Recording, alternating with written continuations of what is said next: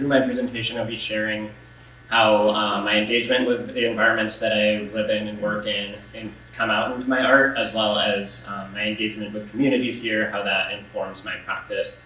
I'm kind of thinking about roots in general terms, thinking about just the influences that nourish and inspire us. I also am so inspired by the scientific understanding that trees are connected within the roots and mycelium networks between trees, and that there's this sharing economy within forests between trees of different species. And I think the creative communities can work in a similar way, where we don't have to be competing with each other, but kind of nourishing each other through our roots and through our connections. And I encourage you to think about your influences and what nourishes you and inspires you in your life, as well as your creative practice throughout this presentation and afterwards. I like to characterize my art practice as being highly intuitive. I come up with these project ideas almost instantaneously sometimes. Like, for example, this work, Orca Disintegration, is this really complicated work involving sculpture, sound art, video projection, data art, as well as interactive elements. And there was a moment where this project idea just kind of came into my mind, fully formed, and I felt in that moment that it was bigger than me and kind of beyond my own personal experience, and I could understand the different influences that led to that idea being shaped. But ultimately, a lot of these project ideas, I feel like, aren't necessarily my idea, but I'm just the one who carries them out and works on it. And I think that's an interesting, that's been a really powerful thing for me to foreground and really establish in my practice. And I think this kind of art has a lot of potential to foster just different ways of knowing and different ways of engaging with space. And, highlighting the importance of intuitive, emotional, spiritual understanding, and integrating that with scientific, academic, and political understandings as well. I think that creative engagement is really important in the times and the complex future we face, and I also think art has a lot of potential to trust the viewers to make their own connections in relation to complex issues. So a little bit about my roots and where I grew up. I was born in Saskatchewan, but then 2 weeks after I was born, I moved to Helena, Montana. I grew up surrounded by forest and mountains in the Helena National Forest. I spent a lot of times foraging for berries, drinking out of fresh water, hunting, and a lot of time just out and alone in the darkness in the middle of the night, walking through the woods without a flashlight or anything, and just having a sense of trust in the forest. I also was exposed to wildfire and this kind of looming threat of wildfire and potentially having to evacuate from our house. We were in a very vulnerable place where I grew up, and there was July and August, pretty much every summer, skies were orange, thick smoke, and sometimes I just even see this thick smoke wafting up our driveway and through the trees, and just not having any idea where this fire is or how close it is. And I remember a few experiences with my family when I was little, standing on top of a mountain road and looking at the next ridge and seeing wildfires and just wondering if that was going to come to us and if we would have to evacuate. And related to wildfire, when I was in high school in 2007, the pine beetle epidemic swept through the Rocky Mountains and basically killed every single lodgepole and every single ponderosa pine tree. And the aftermath of this event is something that is continuing to unfold. Every time I go back, I'm continuing to learn how the forest is adapting to this, and definitely learned from scientists and wildlife and forest ecologists in Montana that this is inextricably linked to climate change and the way we've been mismanaging forests in Canada and the US. This is the first time I really felt an impact of climate change, and since the pine beetle epidemic, I've just been extremely focused on climate change and human interactions on large-scale landscapes. So these influences definitely affected my work very early on. This music video I made in high school for a high school art class, I think was my first conceptual art that was intuitively based in that I just had this vision for this story where there's this forest demon looking at all the weird things humans are doing on the fringes of civilization and exploring that and just being kind of angry about it. I feel in this also is this sense that the forest and the landscape has a sense of intelligence and knows what we're doing and sees this constant encroachment, this constant densification, and this constant erosion of like the autonomy of nature.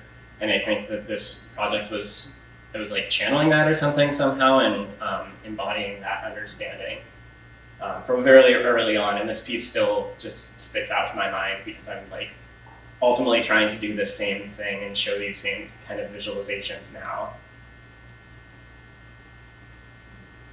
So after high school, I moved to Victoria, where I started studying computer science and visual arts, and later started studying environmental studies as well. And in the summers, I would go tree planting up north, primarily in Wet'suwet'en territory around Smithers and Burns Lake.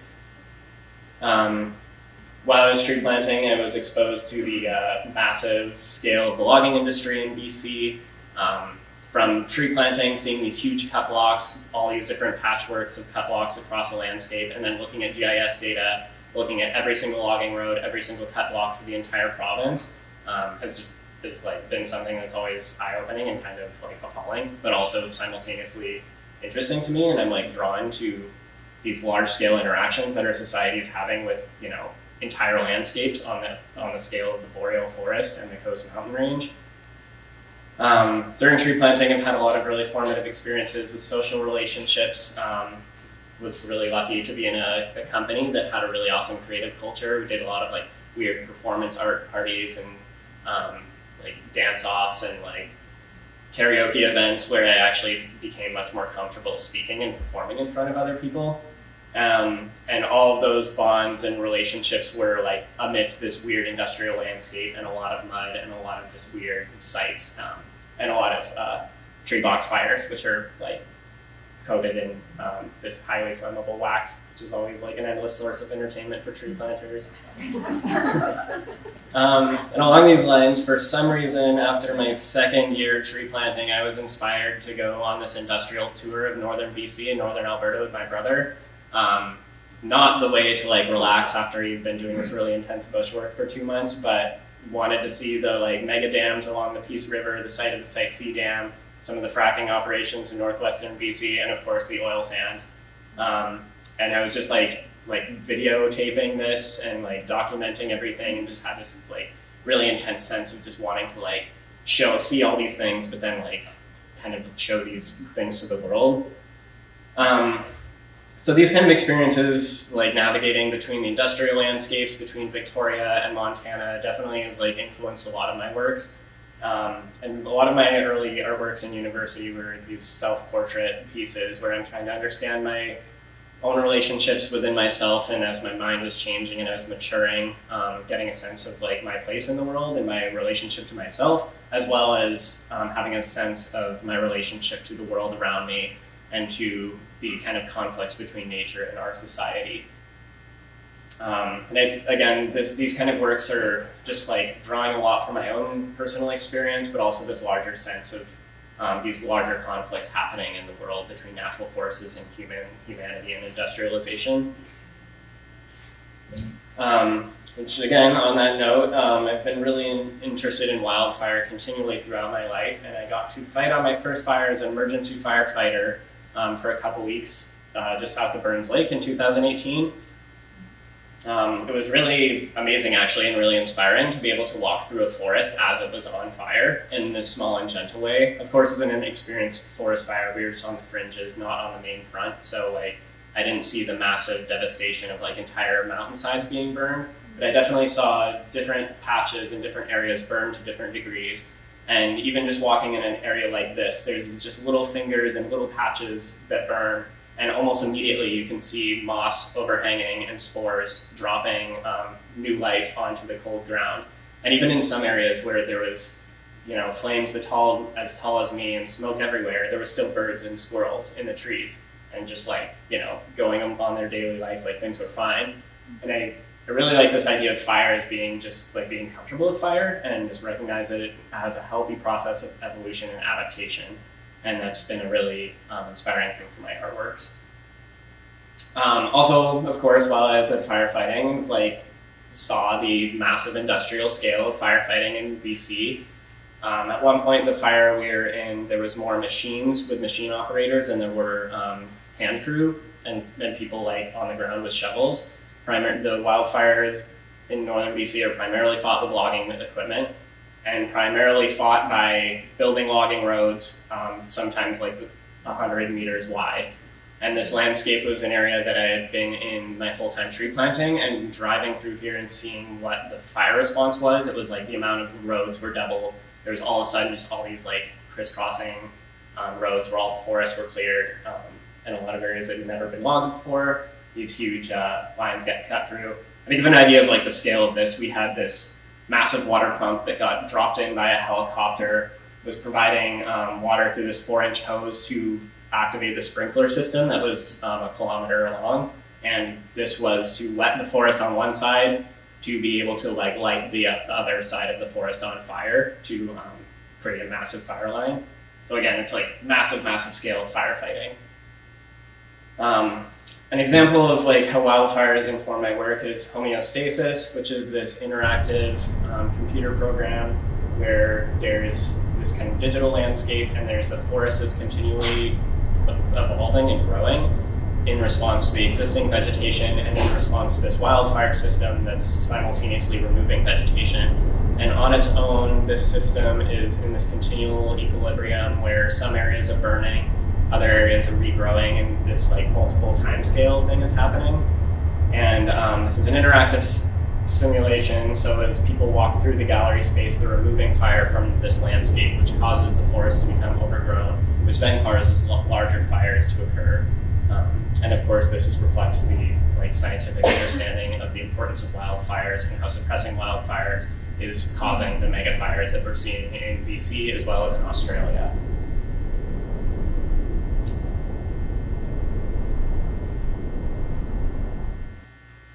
Okay, so simultaneously while I've been like moving through landscapes, works being informed by the large-scale industrial relationships that our society has with nature, I've been involved with community organizing in Victoria.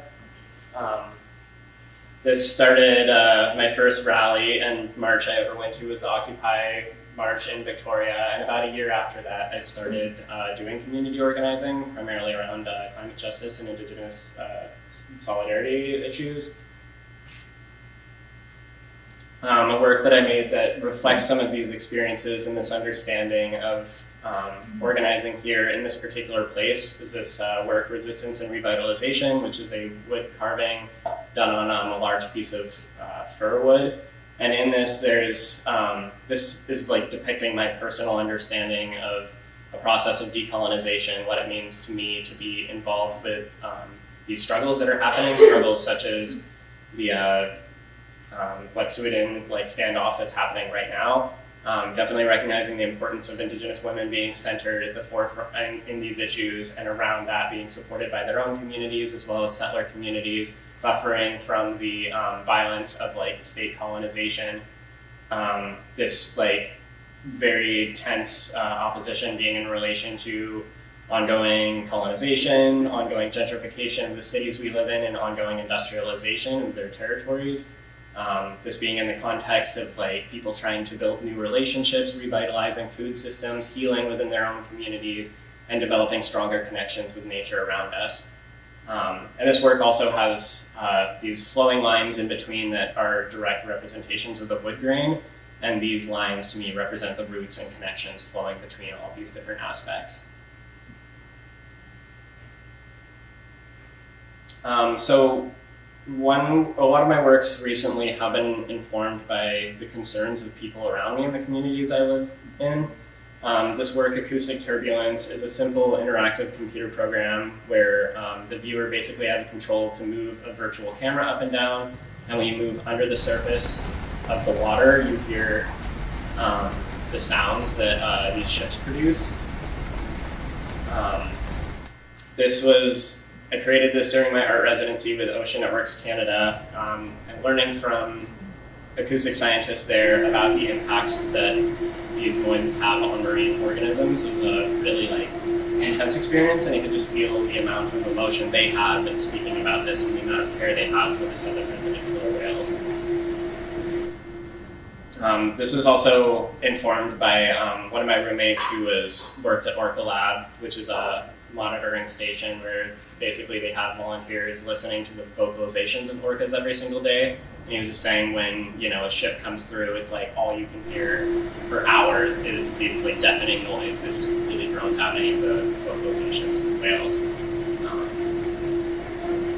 And this project also is very informed by where I live. I'm like really fortunate to live right next to Macaulay Point Park, which you know, basically every day I'm seeing freighters parked in the Esquimalt Harbor, military ships coming in and out of the Esquimalt, cruise ships coming into the ports of Victoria, and then all these freighters going to Seattle and Vancouver in the Strait of Juan de Fuca. So it was right when I moved there, I was just like, what are these massive things in the water and what are they doing to the environment? And just had this like kind of razor focus on investigating these ships. So this was a project that I think really like combines a lot of these different things, my personal intuitive motivations as well as some of the concerns of the people around me. The last work I want to talk about is Resident Disintegration, which I think is my most effective work. It is largely based on the southern resident killer whales here in the Salish Sea. I made this metal sculpture of a baby orca that's about 8 feet long that is a representation of the youngest surviving female southern resident killer whale. After I created this sculpture and polished it and made it all nice and shiny, I brought it out into the ocean at Sax Point Park to permanently bond it with the Salish Sea, knowing that immediately the salt water would start to rust it and affect the ultimate finished aesthetics of the work. This I think was a really important act that was somewhat of a co-creation with the local environment I'm a part of, and also just really grounding it in this very specific and particular place. And of course, thinking about rust as tarnishing and eating away at a surface, this is somewhat of an analogy for ocean acidification and the contaminants that are in the Salish Sea from industrial activity, and those things are an aspect to the southern resident killer whale being in decline.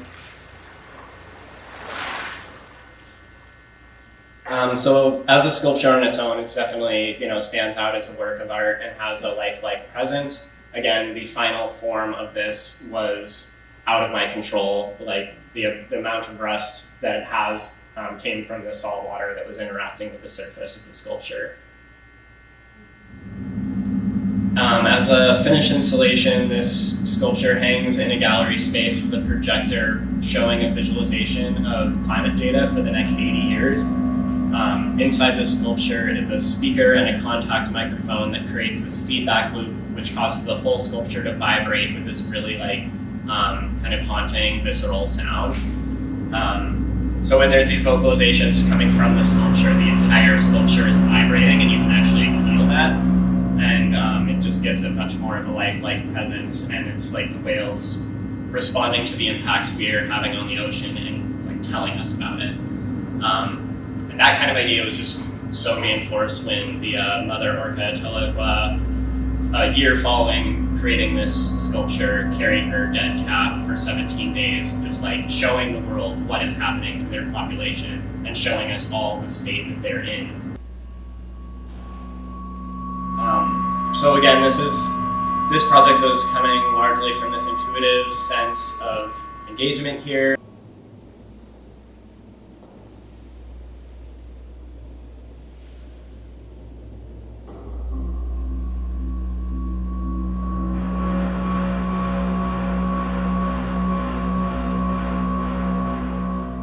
So I hope this presentation has been interesting, informative, and engaging about my creative process and how intuition comes out in my creative works, and I hope that you're able to reflect on your own processes of creativity and your own sources of inspiration, as well as how intuition might be able to factor into your process. I encourage you to practice intuitive creation if it feels relevant to your work, to strengthen your relationships with the environment and the communities that surround you and support you. Meditate with the climate and be present as the climate is changing and individual plants and the people around you are responding to these changes. I feel like there's a lot to be learned from all of us having different processes in a changing future. And in relation to building collective creative capacity in these complex times we face, I think it is really important for us to be able to imagine a better future and using art to these goals, and to share a story with each other, and just be more present in all the different ways of knowing in relation to climate change.